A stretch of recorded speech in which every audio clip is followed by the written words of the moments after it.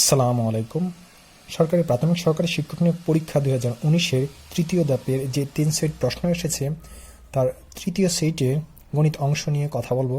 ইতিমধ্যে আমরা বেশ কিছু ভিডিও আপলোড দিয়েছি, ভিডিওগুলো দেখে আসবেন। ভালো লাগলে লাইক শেয়ার দেবেন এবং পরবর্তী ভিডিও পেতে চ্যানেলটি সাবস্ক্রাইব করে রাখবেন।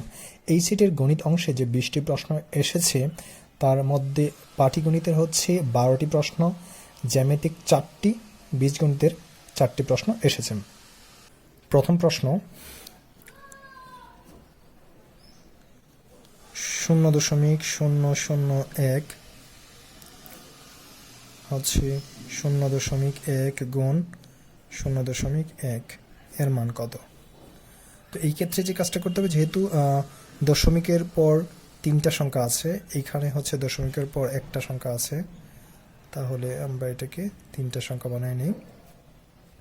তাহলে এই দশমিক চলে যাচ্ছে, থাকতেছে হচ্ছে একটা সংখ্যা। এটাকে আমরা দশমিকের জন্য 1 ঘরের জন্য 0।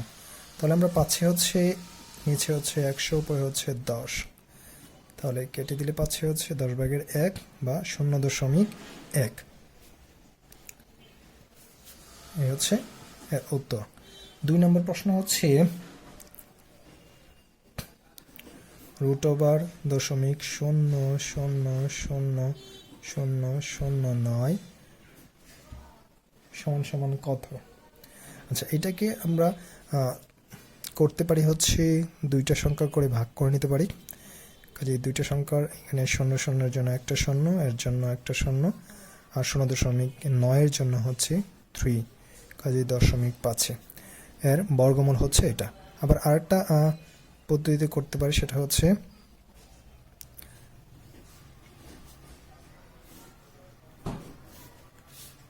আমরা জানি দশমিকের জন্য হচ্ছে 1, বাকিগুলোর জন্য 0.0000000। দশমিকের পর 6টা সংখ্যা আছে, কাজে 6টা 0, আর হচ্ছে উপরে হচ্ছে 9। তো আমরা এর বর্গমূল পাচ্ছি হচ্ছে 9 এর বর্গমূল হচ্ছে 3, আর হচ্ছে আমরা এখানে পাচ্ছি হচ্ছে 100, আবার 100, অর্থাৎ সেক্ষেত্রে 100-এর বর্গমূল হচ্ছে 10, তারপর হচ্ছে 0, অর্থাৎ 1000।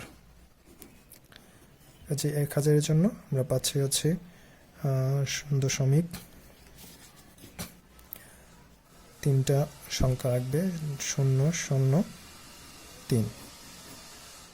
এই হচ্ছে এর উত্তর। পরবর্তী প্রশ্ন হচ্ছে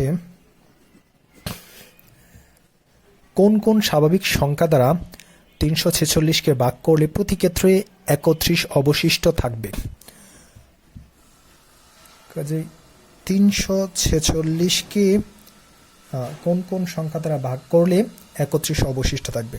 তাহলে 31 অবশিষ্ট থাকে, সেটাকে আমরা যদি 31 বাদ দিয়ে দিই, পাচ্ছি হচ্ছে 315। এর গুণনীয়কগুলোই হচ্ছে বা উৎপাদকই হচ্ছে এর উত্তর। তাহলে 315 পাচ্ছি হচ্ছে 3 দিই 105, তারপর আবার 3 দিই 3 থেকে 9 হচ্ছে 5, তারপর হচ্ছে 5, 7। তাহলে আমরা পাচ্ছি হচ্ছে 3 গুণ 3 গুণ 5 গুণ 7। সংখ্যাটি অবশ্যই 31 থেকে বড় হতে হবে। যেহেতু অবশিষ্ট 31 আছে, কাজেই শুরু হবে হচ্ছে 31 থেকে বড় সংখ্যা। আমরা পাচ্ছি হচ্ছে 3 তিরিকে 9, 5 নং 35, 5 7 35, পরের সংখ্যা হচ্ছে 45, 3 7 21, 3 21 হচ্ছে 63, তারপর হচ্ছে 5 7 35, 3 35 হচ্ছে 105, আর হচ্ছে পাচ্ছি হচ্ছে 315। এটাই হচ্ছে এর উৎপাদক প্রশ্নের উত্তর। তার 4 নম্বর প্রশ্ন হচ্ছে 560 টাকার একটি চেয়ার কিনে কত টাকায় বিক্রি করলে 25% লাভ হবে? আচ্ছা, 100 টাকার একটি দ্রব্য 125 টাকা বিক্রি করলে আমরা 25% লাভ পাবো। আর 560 টাকার দ্রব্য 500 টাকার হলে আমরা বিক্রি করতাম হচ্ছে 500 টাকারটা হচ্ছে 25% লাভে বিক্রি করলে আমরা বিক্রি করবো হচ্ছে 625 টাকা। আর হচ্ছে 60 টাকার জন্য পাবো হচ্ছে 60, এর 25% হচ্ছে 5 হচ্ছে 15 টাকা, অর্থাৎ 75 টাকা। কাজেই 5 হচ্ছে 700 টাকা। আমরা সরাসরি অঙ্কটা এভাবে করতে পারি, যেহেতু 560 টাকা এর 125 টাকা বিক্রি করলে 25% লাভ হচ্ছে। 100 টাকারটা 125 টাকা বিক্রি করলে লাভ হচ্ছে 675 টাকাটা কত টাকা বিক্রি করতে হবে? তাহলে 5 25 104 14, আচ্ছা 5 14 হচ্ছে 70 আর 0, 700 টাকা বিক্রি করতে হবে। তারপরের প্রশ্ন হচ্ছে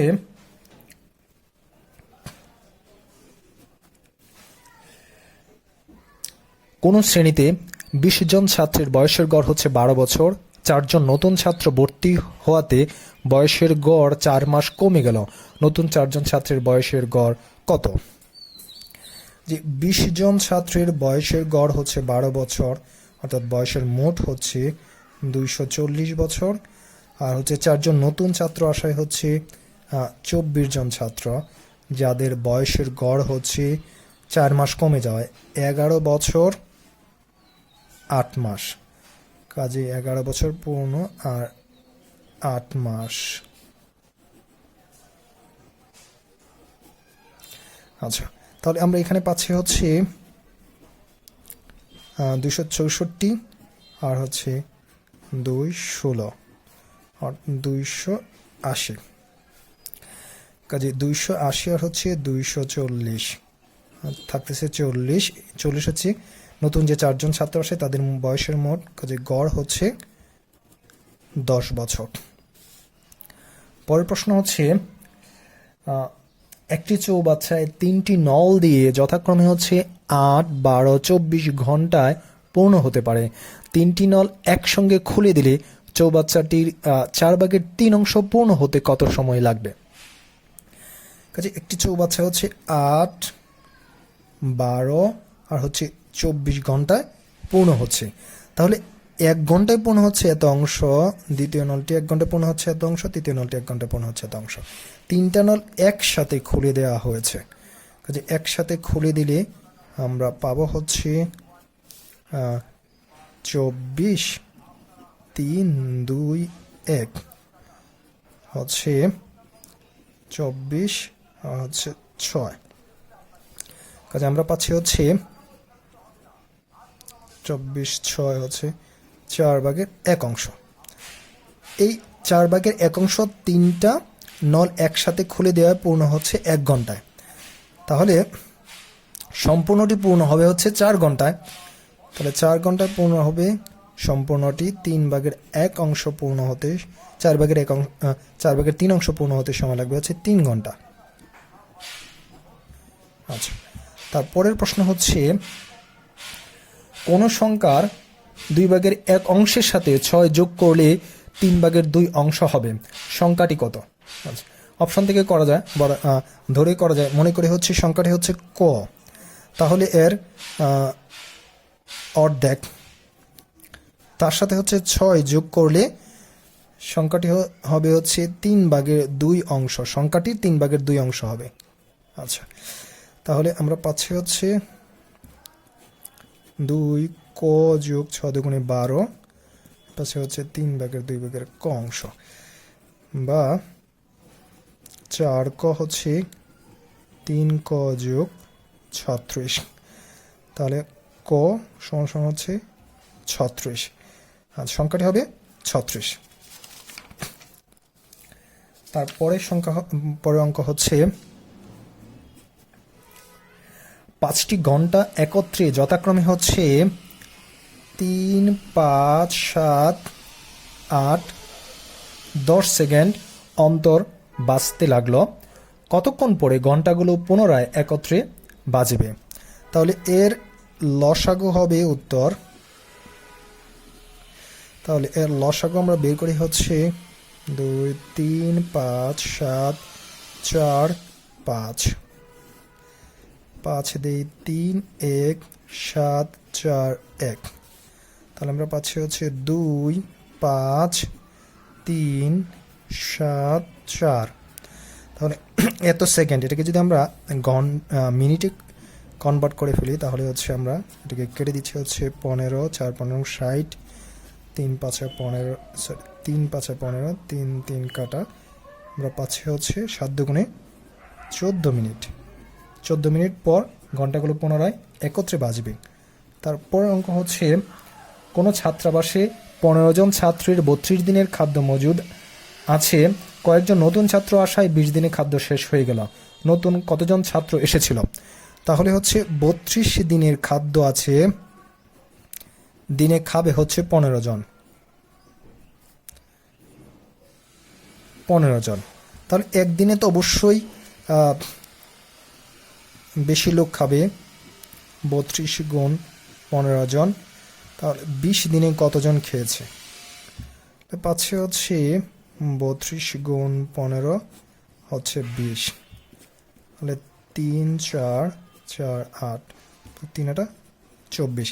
যেহেতু 24 জনে 20 দিনে খাবার খেয়ে শেষ করে, তাহলে নতুন এসেছে হচ্ছে 15 জন ছিল 24, তাহলে হচ্ছে 9 জন, কাজে 9 জন হচ্ছে নতুন এসেছিল। তারপরের প্রশ্ন হচ্ছে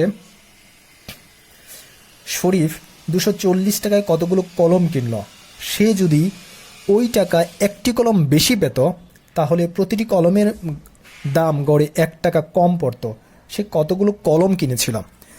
240 টাকা সে কলম কিনেছে, যতগুলো কলম কিনেছে যদি একটা কলম বেশি কিনতো তাহলে প্রতিটা কলমের দাম 1 টাকা কম পড়ত। কাজেই এই অঙ্কগুলোর ক্ষেত্রে দুইটি ক্রমিক সংখ্যার গুণফল হচ্ছে এটা, দুটি ক্রমিক সংখ্যার গুণফল 240। এমন দুটি সংখ্যা আমরা পাচ্ছি হচ্ছে 15 গুণ 16, 15 গুণ 16 গুণ করলে হচ্ছে 240 হবে। দেখেন সে 15টি কলম কিনেছিল, প্রতিটা কলমের মূল্য হচ্ছে 16 টাকা, তাহলে 240 টাকা লাগতেছে।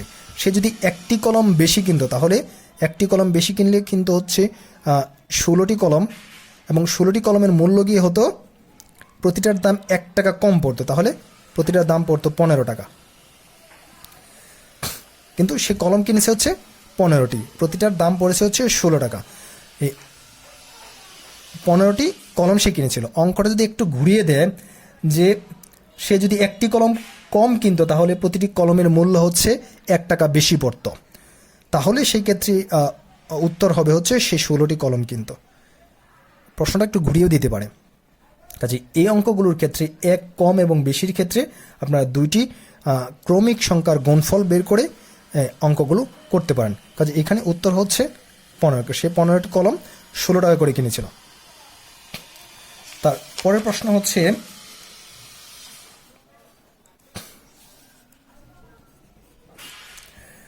বার্ষিক শতকরা 10 টাকা হার সুদে আসলে কোনো মূলধন কত বছর পর আসলে দ্বিগুণ হবে?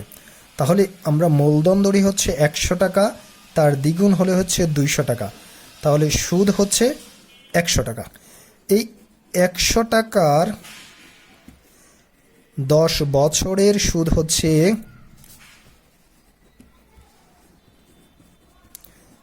100 টাকা, তাহলে 1 টাকার 1 বছরের সুদ হচ্ছে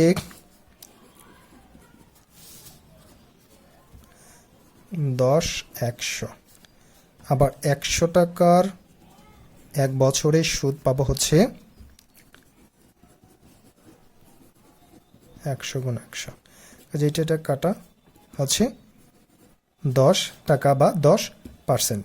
আবার আমরা দেখা যাচ্ছে যে সেই সূত্র দিয়েও করতে পারি, সুদ সমান সমান হচ্ছে মূলধন বছর আর হচ্ছে হার। আচ্ছা, আমাদের সুদ পাচ্ছে হচ্ছে 100 টাকা, মূলধন 100 টাকা, বছর 10, আর আমাদের হার বের করতে হবে। কাজে এই 100 100 কাটা, এই কাটা, তাহলে আমরা পাচ্ছি হচ্ছে 10 হচ্ছে আর, অর্থাৎ 10%। এভাবে আমরা করতে পারি। পরের অঙ্ক 6, 8, 10 এর গাণিতিক গড় 6, 8, 10 এর গাণিতিক গড় হচ্ছে 7, 9 x এর গাণিতিক গড়ের সমান। x এর মান কত? হচ্ছে 7, 9 x এর গাণিতিক গড়ের সমান। তার এটা সমান হচ্ছে এটা। তাহলে আমরা যোগফল পাচ্ছি হচ্ছে 24, এখানে পাচ্ছি হচ্ছে 16 যোগ x, কাজে x সমান হচ্ছে 8। তার পরের অঙ্ক, একটি ঘড়ি দুপুর 12টা হতে চলতে শুরু করেছে।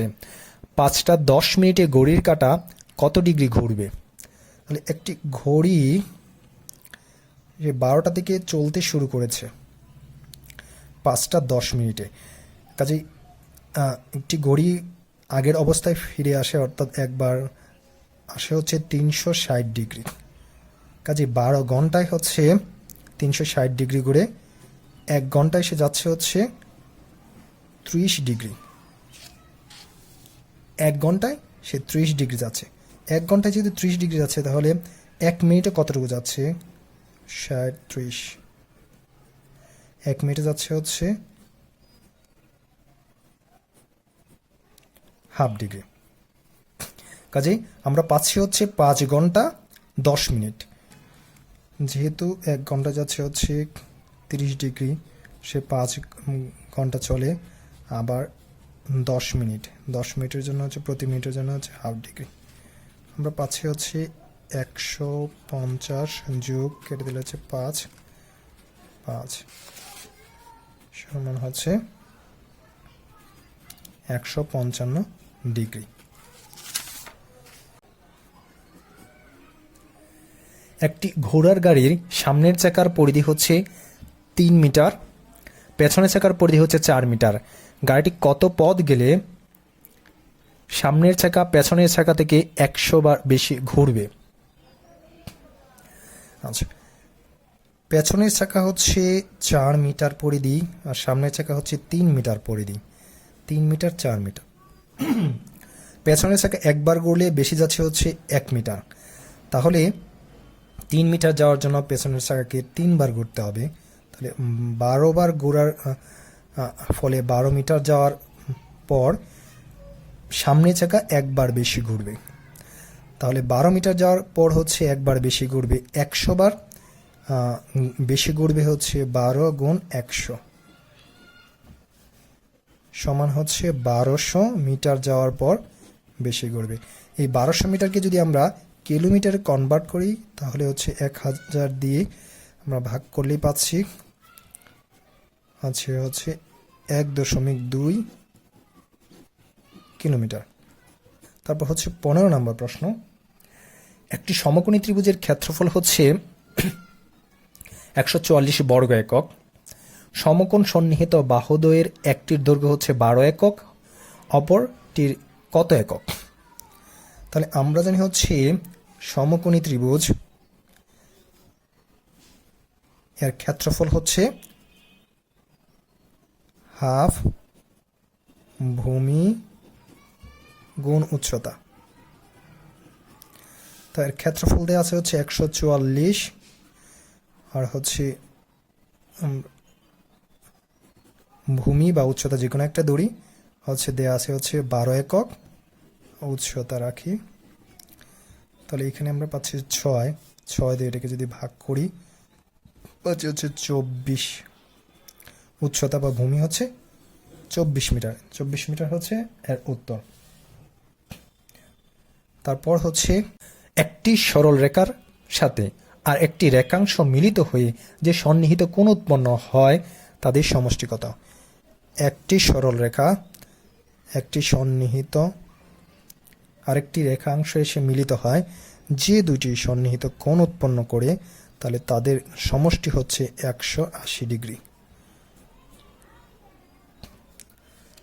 এটাকে আমরা সম্পূরক কোণ বলতে পারি। তার পরের প্রশ্ন হচ্ছে 17,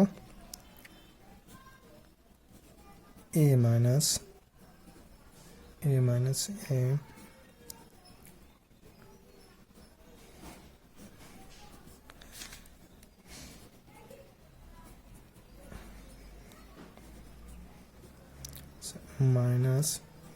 a plus 1 a plus a minus 1 দুটো চলে যাচ্ছে 2a minus 1 এই হচ্ছে এর উত্তর।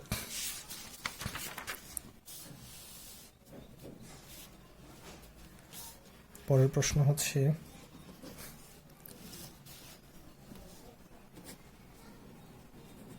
a plus b 18 নম্বর প্রশ্ন x কিউব 64 হলে x এর মান কত? কাজে x কিউব 4 3 কিউব, কাজে x সমান হচ্ছে 4, x এর মান হচ্ছে 4। তারপর হচ্ছে 19 নম্বর অঙ্ক a প্লাস b 9, তারপর হচ্ছে a minus b 7, a b সমান কত?